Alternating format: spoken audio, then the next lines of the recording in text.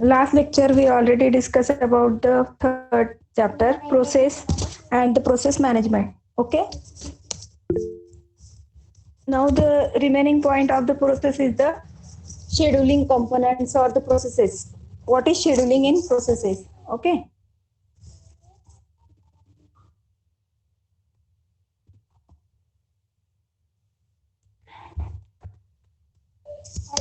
In scheduling of processes, ठीक है, good afternoon, मैं अभी लेक्चर स्टार्ट कर रही हूँ. हाँ, in scheduling of processes, as I already told you that there are number of processes are in ready queue, and in the ready queue one by one process is taken from the for the purpose of execution. Last lecture we already also discussed about the process states. In process states there are total 5 state: new, ready, running, waiting, and terminated. Same way, when the processes are present in the ready queue, then there are some processes are connected to each other. Like as in this diagram, suppose ready queue is there. Header part में the first node, जैसे आपको पता है कि आपने link list, आप सभी लोगों को पता है लिंक लिस्ट. तो लिंक लिस्ट में भी क्या होता है कि सबसे पहला वाला जो हेडर है वो फर्स्ट नोड को पॉइंट करता है, then first node second node को पॉइंट करता है और लास्ट में उसका नल रहता है. सेम वे यहाँ पे भी फर्स्ट वाला जो पार्ट है header point to the first process, which is process number 7, and after that process PCB, the process number 7 is stored in the PCB 7, process control block number 7, and process control block number 7 point to the process control block number 2. There are only two processes are there, and every process control block stores some information of register. It stores the information of list of open files. It stores the information of instruction pointer, memory limit, process ID. This type of information is stored for in under the PCB. So for example, in ready queue, there are only two processes are ready for the execution, PCB7 and PCB2. First PCB7 is executed, and after the PCB7, PCB2 is executed. And because only two processes are there, so header points to PCB7, and tail means the last point of the process is the PCB2. Then tail points to the PCB2. After the PCB2, ready queue is empty. तो इसका मतलब क्या रहता है कि मैंने last time आपको context switching बताया था. कॉन्टेक्स्ट स्विचिंग में अगर नंबर ऑफ प्रोसेसेस एग्जीक्यूशन करते हैं, तो when the number of processes are executed, then in context switching में क्या रहता है कि एक first process is in execution, second process in waiting, एक प्रोसेस वेटिंग में रहता है, दूसरा एग्जीक्यूशन में रहता है, remaining third and all processes are in ready queue में रहते हैं. तो रेडी क्यू से एक एक प्रोसेस वहां से लेना है और उसको एग्जीक्यूशन के लिए रनिंग स्टेट में डालना है. तो हम सेम वे यहाँ पे वही दिया है कि अगेन वन मोर एग्जांपल देखते हैं. देखो अभी उसके नीचे एक डायग्राम दिया है जहाँ पे PCB3, PCB14 and PCB6. First header points to PCB3, first process point to PCB3, then PCB3 after the execution of PCB3 it points to PCB14, and after the execution of PCB14 मतलब process control block 14, that it point to PCB6, process control block 6. Same way header points to the first process, and tailor points to the last process, and the last process is the PCB6. तो ready queue का काम क्या रहता है कि there are number of processes are in waiting for some scheduling और IO purpose. When one process is doing IO operation, remaining process uses the CPU cycles और operating system. So the multitasking और the switching of the processes is decided by the context switching. And for the context switching there are number of processes are must be there in the ready queue. जब एक से ज्यादा process ready queue में होंगे तभी उनके बीच में context switching, मतलब वो एक दूसरे में मल्टीटास्किंग मल्टीपल टास्क देके रन कर सकते हैं. लेकिन अगर एक ही प्रोसेस है तो वहां पे मल्टीटास्किंग का कंसेप्ट आएगा ही नहीं. एक ही प्रोसेस है, IO devices as well as CPU का पूरा कंट्रोल उस प्रोसेस पे रहेगा. जैसे ही उसका एग्जीक्यूशन कंप्लीट हो जाएगा वो वहां से रेडी क्यू से डिलीट कर दिया जाएगा. ठीक है. तो यहाँ पे लास्ट वाला एग्जाम्पल देखोगे तो सेम वे एक header points to PCB5. Header first process PCB5 को पॉइंट कर रहा है, एक ही प्रोसेस है. उसके बाद डायरेक्टली नल है। तो हेडर और टेलर मतलब हेड एंड टेल दोनों जो पॉइंटर है वो कौन से प्रोसेस को पॉइंट कर रहे हैं, पीसीबी 5। मतलब जब प्रोसेसेस रन होते हैं तो रेडी क्यू में जितने प्रोसेस प्रेजेंट है first come first serve basis मतलब first in first out basis के ऊपर जो प्रोसेस सबसे पहले आता है उसका एग्जीक्यूशन सबसे पहले कंप्लीट होता है। एंड वन बाय वन एक एक करके प्रोसेस एग्जीक्यूशन में जाते हैं और जो प्रोसेस सबसे लास्ट में होता है उसको टेल पॉइंट करता है, जो प्रोसेस सबसे फर्स्ट में होता है उसको हेड पॉइंट करता है। Now go to the next PPT.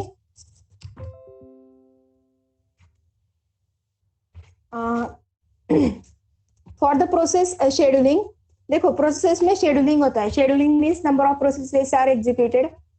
तो यहाँ पे नंबर ऑफ प्रोसेसेस जब एग्जीक्यूट होने वाले हैं तो उनको 3 टाइप के शेड्यूलर लगते हैं। There are 3 types of scheduler, long term scheduler, short term scheduler and middle term scheduler. The तीनों शेड्यूलर का जो रोल है वो अलग अलग है। एक डायग्राम में नीचे, वो डायग्राम में एक्सप्लेन करती हूँ मैं नीचे। Go toward the diagram of a scheduler of processes. Next page. Next. Next. Next. Okay, 1 minute. Back. Previous slide. Previous slide. This. Okay. This is the scheduling of a processes. In scheduling of processes, there are 3 types of schedulers: short term, long term and middle term or medium term scheduler. Medium और middle ये दोनों नाम जो scheduler है उसको same नाम medium या middle term scheduler कहा जाता है। सो फर्स्ट ऑफ ऑल आपको ये पता है कि in process state first state is the new. When the process is created that time the process is in new state. तो यहाँ पे जो नया प्रोसेस क्रिएट होगा वो एरो दिख रहा है, देखो बाहर से एक एरो आ रहा है। तो जो आउटर साइड से जो एरो जा रहा है रेडी क्यू की तरफ, इसका मतलब क्या है, new process is created and the process is submitted for the execution and the process is currently present in ready Q. तो जो बाहर से आने वाला एरो है इसका मतलब क्या है, न्यू प्रोसेस जो क्रिएट किया है वो प्रोसेस अभी रेडी क्यू में for the purpose of execution के लिए डाला हुआ है। तो न्यू में जैसे ही प्रोसेस आता है क्यू में, तो Q is work on the principle of first in first out. तो जैसे ही वो रेडी क्यू में आने के बाद वो क्या करेगा, फर्स्ट प्रोसेस को हम क्या करते हैं, रेडी के बाद प्रोसेस स्टेट में नेक्स्ट वाला स्टेट कौन सा था, न्यू था। न्यू के बाद एडमिटेड, देन नेक्स्ट आया था रेडी, रेडी के साइड में था रनिंग। तो यहाँ पे रनिंग किस में होता है, सीपीयू में। सो रेडी क्यू का जो एरो है वो कहाँ पे जा रहा है, सीपीयू। अगर फर्स्ट टर्न में ही प्रोसेस का एग्जीक्यूशन कंप्लीट हो जाता है तो वहां से वो टर्मिनेट हो जाएगा, इसलिए वो आउटर साइड का एरो दिखा है वहां पे एग्जिट का। फर्स्ट वाला इन का जो एरो है, इनका एरो का मतलब ये रहता है कि the process is enter into the process is enter for execution into the ready queue and CPU में अगर if the execution is completed then the process is exit from the total process and जो भी है उसके number of states में से वो one by one move नहीं करेगा, डायरेक्टली टर्मिनेट हो जाएगा। अगर कोई प्रोसेस का कोई आईओ रिक्वेस्ट है, देखो किसी प्रोसेस का एग्जीक्यूशन चल रहा है सीपीयू में and in between that if some IO request is there और some time slice is expired. Time slice क्या रहता है, राउंड रॉबिन शेड्यूलिंग एल्गोरिदम होता है। राउंड रॉबिन शेड्यूलिंग एल्गोरिदम में हर प्रोसेस को अलग अलग टाइम दिया जाता है। अब देखो टाइम कैसे रहता है, जैसे 2 मिलीसेकेंड, 3 मिलीसेकेंड या फिर जितना कम हो सके उतना मिनिमम टाइम स्लाइस जो है वो हर प्रोसेस को दिया जाता है। तो अगर हो सकता है कि मैंने 20 मिलीसेकेंड का एक टाइम स्लाइस बनाया जो हर प्रोसेस को 20 मिलीसेकेंड तक ओएस का कंट्रोल देते रहेगा। 20 मिलीसेकेंड के जो टर्न मिला था ओएस में, उस टर्न में अगर उस प्रोसेस का एग्जीक्यूशन कंप्लीट नहीं होता है तो उसका टाइम स्लाइस एक्सपायर्ड हो जाएगा, उसको फिर से रेडी क्यू में डालना पड़ेगा और फिर से एग्जीक्यूशन के लिए सीपीयू में डालना पड़ेगा। तो if some processes have some IO request, if the time slice is expired, if some fork or child process is there। child process का मतलब क्या रहता है कि एक मेन प्रोसेस एग्जीक्यूट हो रहा है और इसके बीच में एक छोटा प्रोग्राम है या फिर एक छोटा मॉड्यूल है जिसके आंसर के ऊपर ये बड़े प्रोग्राम का आंसर डिपेंडेंट है। तो जो वन प्रोसेस है, मेन प्रोसेस से अगर नया प्रोसेस कॉल होता है या क्रिएट होता है तो उसको चाइल्ड प्रोसेस कहते हैं। और इन यूनिक्स नए प्रोसेस को क्रिएट करने के लिए फोर्क कमांड यूज करते हैं, FORK। तो fork command is use for the creation of a new process. तो यहाँ पे नया प्रोसेस क्रिएट करने के लिए फोर्क कमांड यूज करेंगे and new process is created. जैसे ही वो नया प्रोसेस क्रिएट होगा उसको चाइल्ड प्रोसेस कहा जाएगा, बिकॉज मेन प्रोसेस ने उसको कॉल करके क्रिएट किया है। तो main process is the parent process and newly created process is the child process. Okay, and sometimes there may be some interrupt. Interrupt is unwanted signal because of some interrupt. जैसे बीच में आपका PC hang हो गया, memory के related कोई error आ गया, या फिर कोई डिवाइस के रिलेटेड कोई एरर आ गया, तो उस टाइम पे जब तक वो एरर इंटरप्ट रिमूव नहीं होगा तब तक वो प्रोग्राम आगे एग्जीक्यूट नहीं होगा। Then wait for an interrupt. अगर वो इंटरप्ट कंप्लीट हो जाता है, ऑकर हो जाता है, तो फिर से उस प्रोग्राम को वहीं पे स्टॉप करना पड़ेगा और रेडी क्यू में डालना पड़ेगा। मतलब क्या होता है कि सीपीयू में जब प्रोग्राम का एग्जीक्यूशन चल रहा है, इफ उसका अगर पूरा एग्जीक्यूशन फर्स्ट टर्न में ही कंप्लीट होता है तो वो एग्जिट होगा, एंड इफ फर्स्ट टर्न में उसका एग्जीक्यूशन कंप्लीट नहीं होता है, आईओ रिक्वेस्ट की वजह से या फिर टाइम स्लाइस एक्सपायर्ड होने की वजह से, नए प्रोसेस क्रिएट होने की वजह से, या फिर इंटरप्ट की वजह से, तो ये चारों पॉइंट जब भी ऑकर होंगे वो प्रोसेस वहीं पे स्टॉप होगा और वहीं से वो उसी स्टेट में, प्रोसेस स्टेट में सेव करके उसको रेडी क्यू में फिर से रनिंग के लिए, फिर से एग्जीक्यूशन के लिए रेडी क्यू में उसको सबमिट करेगा। ठीक है, अभी देखो यहाँ पे मार्क किया है short term scheduler, medium term and long term scheduler. तो शॉर्ट टर्म शेड्यूलर का रोल क्या है? Scheduler is nothing but a software. Scheduler is nothing but a software. तो शेड्यूलर का रोल क्या रहता है कि जो शॉर्ट टर्म शेड्यूलर का रोल क्या रहता है कि जो न्यूली क्रिएटेड प्रोसेसेस है उसको रेडी क्यू में डालना। which are the role of a short term scheduler is that the newly created processes are submitted for ready और रेडी क्यू में उसको डालना, इसे कहते, this one is the role of a short term scheduler. वैसे ही short term scheduler क्या करता है, when process is in execution and that time the process time slice is expired, तो उसको वेटिंग स्टेट में डालते हैं। उतने टाइम तक वो वेटिंग में रहता है। तो वेटिंग स्टेट का जो पर्पज है, मतलब वेटिंग में जब भी प्रोसेस जाता है तो वो रोल कौन परफॉर्म करता है? Medium term scheduler. अभी देखो मीडियम टर्म शेड्यूलर का, मिडिल टर्म या मीडियम टर्म शेड्यूलर का रोल क्या रहता है? शॉर्ट टर्म मतलब शॉर्ट, जिसका टाइम स्लाइस या फिर जिसका टाइम पीरियड बहुत कम रहता है उसको शॉर्ट टर्म कहते हैं। मीडियम मतलब शॉर्ट से थोड़ा सा बड़ा जिसका टाइम स्लाइस रहता है उसको मीडियम बोलते हैं, और मीडियम से थोड़ा सा बड़ा जिस रहता है वो लॉन्ग टर्म रहता है। तो शॉर्ट टर्म शेड्यूलर में जब नया प्रोसेस क्रिएट होता है और नया प्रोसेस क्रिएट होकर रेडी में डालते हैं तो वो वाला काम जो करता है वो शॉर्ट टर्म शेड्यूलर करता है। मिडिल टर्म शेड्यूलर क्या करता है, जो भी प्रोसेस रनिंग स्टेट में था और रनिंग स्टेट में किसी भी रीजन की वजह से उसका एग्जीक्यूशन अगर स्टॉप हो गया और उसको हम अगर वेटिंग में डाल रहे हैं और वेटिंग में जैसे उसका इवेंट कंप्लीट होगा फिर से उसको रेडी क्यू में डालते हैं, तो रनिंग से प्रोसेस को रनिंग प्रोसेस से वन बाय वन प्रोसेस को लेना, वेटिंग में डालना, और वेटिंग से वन बाय वन प्रोसेस को रेडी में डालना। तो रनिंग, वेटिंग एंड रेडी, ये वाला जो पार्ट है नीचे वाला प्रोसेस स्टेट डायग्राम का नीचे वाला जो पार्ट है वो कौन परफॉर्म करता है? Medium term scheduler. और शॉर्ट टर्म शेड्यूलर कौन सा पार्ट परफॉर्म करता है? न्यू स्टेट से लेके रेडी में जाने वाला जो पार्ट है वो शॉर्ट टर्म शेड्यूलर करता है। उसके बाद रहता है आपका long term scheduler. Long term scheduler का मतलब क्या रहता है कि जब नया प्रोसेस क्रिएट होगा, जैसे अब देखो यहाँ पे लॉन्ग टर्म शेड्यूलर कब दिया है कि मेन प्रोसेस से नया प्रोसेस कॉल हुआ और उस प्रोसेस को आप चाइल्ड प्रोसेस कह रहे हो। तो जब चाइल्ड प्रोसेस नया क्रिएट होता है, जब चाइल्ड प्रोसेस नया क्रिएट होता है तो ये नया क्रिएट हुआ जो प्रोसेस है, क्रिएशन करने के लिए हमें उसको मेमोरी देना पड़ेगा, प्रोसेस आईडी देना पड़ेगा, number of hardware software resources, register की वैल्यू असाइन करनी पड़ेगी। तो एक प्रोसेस जब क्रिएट होता है मतलब पहले उसको क्रिएट होने के बाद उसको one by one resources assign करना, तो ये बहुत long sequence of execution activities है।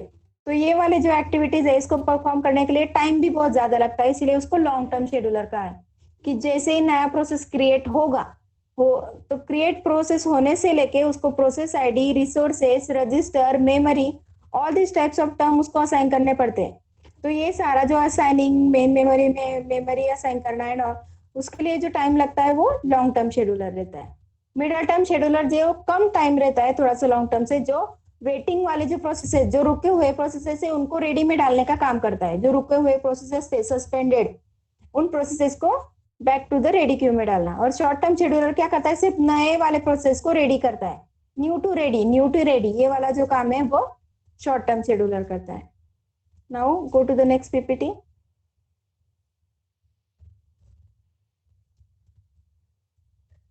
नेक्स्ट,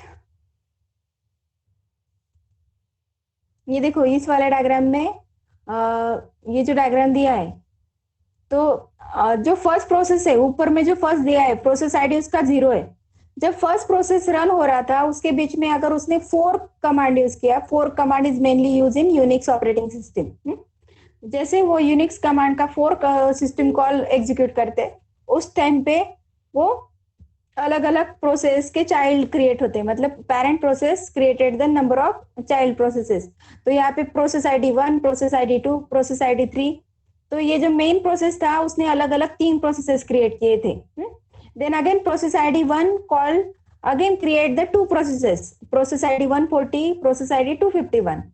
तो इसका मतलब क्या, इस डायग्राम से आपको ये मैं आपको कंसेप्ट क्लियर करना चाह रही हूँ कि प्रोसेसेस मॉड्यूलर होते हैं, मॉड्यूलरिटी होती है प्रोसेस के बीच में, और वो एक दूसरे से डिपेंडेंट हो सकते हैं कि एक प्रोसेस का डेटा लेके नंबर ऑफ प्रोसेसेस क्रिएट कर सकते हैं और वो एक दूसरे पे डिपेंडेंट रह सकते हैं। जब तक लास्ट वाले प्रोसेस कंप्लीट नहीं होंगे तब तक ऊपर वाला मेन प्रोसेस कंप्लीट नहीं होगा।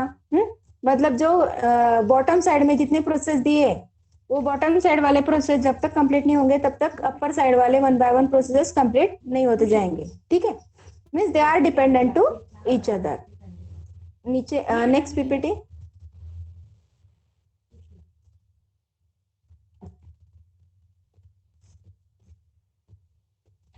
अब देखो नेक्स्ट में वाला जो पार्ट है, नेक्स्ट वाले पार्ट को एक्सप्लेन करने से पहले मैं आपको ये बता देती हूँ कि प्रोसेसेस जैसे एक दूसरे पे डिपेंडेंट रहते हैं, तो डिपेंडेंट रहते समय उनको एक the processes can communicate to each other. अभी वो कम्युनिकेशन कैसे करते हैं, with the help of direct communication और इनडायरेक्ट कम्युनिकेशन। या तो वो डायरेक्ट कम्युनिकेशन करेंगे या फिर इनडायरेक्ट। अभी डायरेक्ट कम्युनिकेशन का मतलब क्या है, डायरेक्टली अगर मैंने सेंड किया मैसेज और उसने रिसीव किया तो ये रहेगा आपका सेंड एंड रिसीव डायरेक्टली।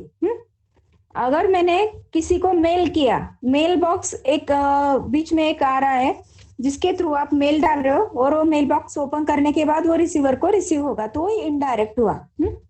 अभी जब प्रोसेसेस को बीच में कम्युनिकेशन करना है तो there are probable 2 ways are there, shared memory and message passing system.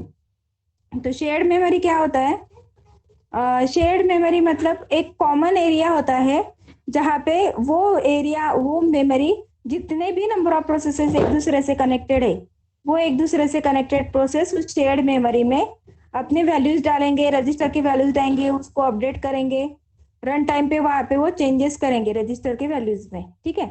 और मैसेज पासिंग सिस्टम क्या होता है कि जहाँ पे आप सेंड और रिसीव मैसेज डाल के अगर एक दूसरे के प्रोसेसेस एक दूसरे करते हैं तो वो message passing system. Directly send किया, सेंड टू प्रोसेस नंबर 1, तो प्रोसेस नंबर 1 को मैसेज जाएगा। रिसीव फ्रॉम प्रोसेस नंबर 10, तो प्रोसेस नंबर 10 को रिसीव होगा। तो जैसे अगर आप डायरेक्टली सेंड और रिसीव के साथ अगर प्रोसेस का नंबर देते हो तो डायरेक्ट वो मैसेज पासिंग सिस्टम होगा। But if there is a common memory area which is shared by number of processes, then it is called as shared memory. With the help of shared memory, number of processes can enter into the shared memory and they can access the values, register and common data which are available for all processes. So there is some direct or indirect communication, symmetry or asymmetry communication, buffering and fixed size, variable size length. अभी ये जो है ये वाला part थोड़ा सा detail में लेना पड़ेगा। नेक्स्ट देखते हैं। अभी देखो ये डायरेक्ट कम्युनिकेशन है। डायरेक्ट कम्युनिकेशन में अगर किसी प्रोसेस को दूसरे प्रोसेस के साथ कम्युनिकेशन करना है तो सिर्फ क्या करेगा वो, सेंड, प्रोसेस एंड मैसेज। अभी प्रोसेस में क्या देगा, प्रोसेस का आईडी, अगर आपको मैसेज सेंड करना है तो उसका नाम तो देना पड़ेगा ना, विच प्रोसेस, तो वो प्रोसेस का नाम रहेगा एंड मैसेज रहेगा। रिसीव में क्या रहेगा, कौन से प्रोसेस से अगर आपको रिसीव करना है मैसेज तो उसका नाम रहेगा और मैसेज रहेगा। आप या तो प्रोसेस का नाम दे सकते हो, और either you can also give the process ID, the unique number assign by the operating system. तो वहां पे नीचे एक एग्जांपल भी दिया है कि प्रोड्यूस नाम का एक प्रोसेस है, और इधर कंज्यूम नाम का एक प्रोसेस है। तो प्रोड्यूस आइटम में जब सेंड करेगा तो वो कंज्यूम नाम के प्रोसेस को कॉल कर रहा है और उसको मैसेज सेंड कर रहा है। और रिसीवर साइड में जो कंज्यूम नाम का जो प्रोसेस है, उसमें एक रिसीव का एक सिस्टम कॉल दिया है, जहाँ पे वो प्रोड्यूसर जो जो सेंड करेगा उसको वो रिसीव करते जाएगा और उसका मैसेज इसके पास आएगा। तो सेंडर एंड रिसीवर के system with the help of sand and receive system call produce and consume, produce item and consume item, these are the two different processes are communicate to each other. Next, अभी देखो link is other direct communication में क्या रहता है कि एक link establish रहता है जिसके थ्रू भी आप एक दूसरे से number of process can communicate to each other. जैसे इंटरनेट लाइन इज प्रेजेंट, तो उसका हेल्प लेके दो अलग अलग पीसी के ऊपर भी आप अलग अलग प्रोग्राम्स एग्जीक्यूट करें तो वो भी एक दूसरे के साथ कम्युनिकेट हो सकते हैं। जैसे एक दूसरे से वो एक लिंक से कनेक्टेड रहेंगे और वो बाई डायरेक्शनल, मतलब यहाँ से वहां डेटा जा सकता है और वहां से यहाँ डेटा आ सकता है, और वो लिंक जो रहेगा वो इंटरनेट कनेक्शन या फिर एनीथिंग कुछ हो सकता है वो एनी जो जिसके थ्रू वो दोनों प्रोसेस कनेक्टेड रहेंगे उसको वो लिंक कहेंगे, और with the help of this link they can share, they can communicate to each other. Next, अभी इनडायरेक्ट कम्युनिकेशन क्या होता है। इनडायरेक्ट, जहां पे डायरेक्टली अभी मैंने नाम देखो प्रीवियस में आपने देखा कि send and receive message, send and receive message दिया तो हमने सिर्फ उसका नाम दिया था और मैसेज दिया था डायरेक्टली उस प्रोसेस का नाम, आईडी और मैसेज। लेकिन इनडायरेक्ट में क्या रहता है कि उसका नाम नहीं देते हैं या फिर मैसेज नहीं डायरेक्टली सेंड करते, बीच में एक पर्टिकुलर रिसोर्स रहता है या फिर किसी की हेल्प लेके आप उसको मैसेज सेंड करो। अभी इसका एग्जांपल रहेगा मेल बॉक्स। आपको किसी को मैसेज सेंड करना है तो मैसेज सेंड करने के लिए आप directly one two one communication या फिर with help of sand and receive message नहीं कर रहे हो। डायरेक्टली आप मतलब जैसे आप बोल सकते थे व्हाट्सएप पे हम directly message send and receive करते हैं, ये डायरेक्ट कम्युनिकेशन हुआ। इनडायरेक्ट कम्युनिकेशन का एग्जांपल क्या रहेगा, अगर मैंने जीमेल में कोई डेटा सेंड किया आपको, फिर आप जब लॉग इन होंगे और उसको ओपन करेंगे तो वो इनडायरेक्ट कम्युनिकेशन हुआ। तो इनडायरेक्ट कम्युनिकेशन में सबसे पहले एक मेल बॉक्स ओपन करना पड़ता है, फिर जो भी सेंड किया हुआ मैसेज है उसको पता होना चाहिए, और मैसेज तो वो जो मैसेज है वो भी ऐसे नहीं देखो डायरेक्ट कम्युनिकेशन में क्या रहता है उसी टाइम पे उसको मैसेज रिसीव हो जाता है, लेकिन इनडायरेक्ट में क्या रहता है कि जब वो अपना ईमेल आईडी चेक करेगा then and then only he got the message, he और she who is the user, उसको फिर उसी टाइम पे रिसीव होगा वो मैसेज। तो उसका मतलब क्या है कि लिंक इज एस्टेब्लिश है with help of shared mail box. अभी ये जो मेल बॉक्स है कभी कभी शेयर्ड भी रहते हैं, नंबर ऑफ कोऑपरेटिव प्रोसेस रहेंगे और वो एक दूसरे से कम्युनिकेट करते हैं। तो with help of mail box we can do the indirect communication. Next, buffering. अभी देखो इनडायरेक्ट कम्युनिकेशन का एक और एग्जांपल ये है बफर। आप जैसे प्रिंटर में आपको पता है कि प्रिंट आउट निकालने से पहले एक जगह पे वो सारा जो आप प्रिंट कमांड देते हो वो सारा एक जगह पे बफर किया जाता है। तो वहां पे वैसे ही आप क्या करोगे कि उस टाइम पे अगर वो यूजर उस साइड में प्रेजेंट नहीं है जो रिसीव करने वाला है, तो रिसीवर अगर प्रेजेंट नहीं है तो उस टाइम पे आपको क्या करना है, बफरिंग करना है। बफर मतलब एक जगह पे उस मेमोरी में जीरो कैपेसिटी बफर का मतलब क्या रहता है कि वहां पे एक से वहां पे रखा उसी टाइम पे वो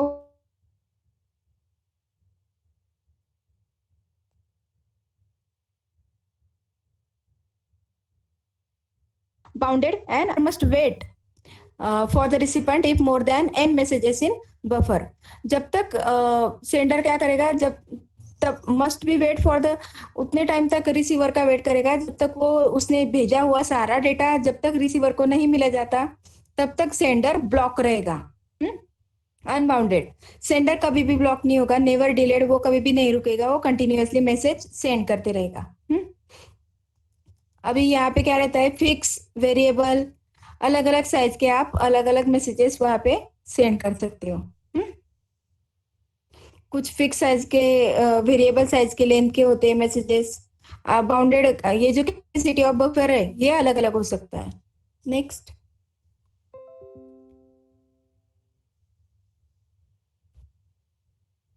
ये वाला पार्ट आपको नहीं है। नेक्स्ट। ठीक है। तो आज आज लेक्चर अभी इतना ही कंप्लीट करते हैं। देखो, नेक्स्ट वाला जो पार्ट है वो थ्रेड का है। थ्रेड वाला part is totally different from the processes. तो प्रोसेसेस में आज नहीं बताऊंगी, आज यहीं पे स्टॉप करेंगे।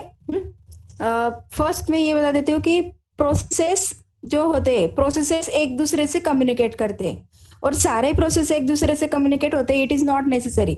सम are the independent processes and some are the dependent processes. कुछ जो प्रोसेसेस होते हैं वो इंडिपेंडेंट होते हैं, मतलब वो अपने आप ही खुद पूरा एग्जीक्यूशन कंप्लीट करते हैं। और कुछ प्रोसेस क्या होते हैं, वो डिपेंडेंट होते हैं। डिपेंडेंट मतलब जैसे ही पहले का कुछ एग्जीक्यूशन कंप्लीट होगा, जब उसका आउटपुट आएगा तो नेक्स्ट प्रोसेस को मिलेगा, फिर नेक्स्ट प्रोसेस का एग्जीक्यूशन होगा, उसका जो आउटपुट आएगा फिर वो नेक्स्ट के लिए यूज होगा। मतलब they are totally dependent on the each other. जब वो एक दूसरे से डिपेंडेंट रहते हैं तो उसको कोऑपरेटिव प्रोसेस कहते हैं। And when the processes are not dependent on each other then it is called as independent process. तो इंडिपेंडेंट प्रोसेस में प्रोसेस कम्युनिकेशन, अभी जो मैंने बताया इंटर प्रोसेस कम्युनिकेशन, ये वाला पार्ट इंडिपेंडेंट प्रोसेसेस के लिए नहीं आता है। Inter process communication is totally for the cooperative और द कम्युनिकेटिंग प्रोसेस। जो एक दूसरे पे डिपेंडेंट है उन्हीं प्रोसेसेस के बीच में इंटर प्रोसेस कम्युनिकेशन पॉसिबल है। इंडिपेंडेंट प्रोसेसेस के बीच में इंटर प्रोसेस कम्युनिकेशन नहीं होता है। ठीक है। तो these are the processes. Last lecture process definition देखा आपने, पीसीबी देखा, process control block, then process states, and after process state I also explain context switching. After that I am also explaining the scheduling, and after the scheduling I also next point आपने क्या देखा scheduling के बाद, inter process communication. तो ये सारा था सिर्फ प्रोसेस के रिलेटेड। इंटर प्रोसेस कम्युनिकेशन और डिटेल में अगर लेना है तो वो वाले सारे पार्ट्स हमें one by one, inter process communication में monitor, semaphore, dining philosopher problem and all, ये बहुत सारे एग्जांपल्स आते हैं, उसको हम थोड़ा सा और डिटेल में देखेंगे। तो आज के लिए लेक्चर यहीं पे स्टॉप करते हैं। जिन लोगों को कोई क्वेश्चन है या फिर any doubt, if any point is not clear they can ask me via message. मैं अभी आपको अटेंडेंस लिंक शेयर कर रही हूँ।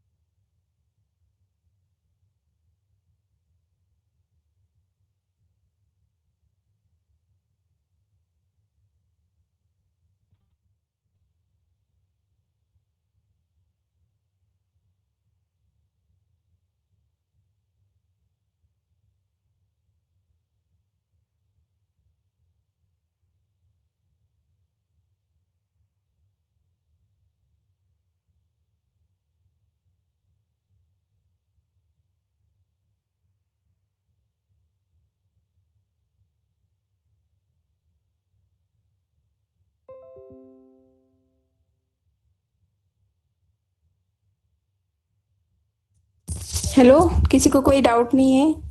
आज का लेक्चर समझ में आया? हेलो।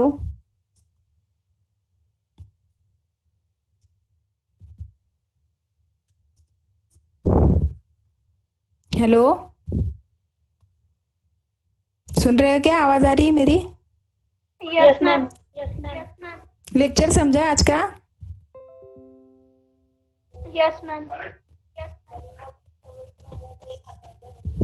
हेलो, सभी को समझा है ना? दिव्या, उमा, दिशा, सभी को समझा? बाकी लोग रिप्लाई करो। किसी को क्वेश्चन होगा तो वो बताओ। ठीक है। और आप लोगों को प्रोजेक्ट के जो डिटेल्स दिए थे उसमें आपको प्रोजेक्ट डिटेल्स सबमिट करते समय दूसरों को एंट्रीज को एडिट नहीं करना है। जिन लोगों ने ऑलरेडी नाम सबमिट कर दिए वो टॉपिक आप फिर से नहीं लिखोगे, आपको 3 अलग टॉपिक देने पड़ेंगे। इसलिए मैंने आपको बोला था first come first serve. Okay, तो जो पहले नाम सबमिट करेगा उसी को प्रोजेक्ट असाइन किया जाएगा। सेम सेम टॉपिक नहीं देना है बाकी लोगों को। ठीक है, तो आज का लेक्चर स्टॉप करते हैं। Thank you.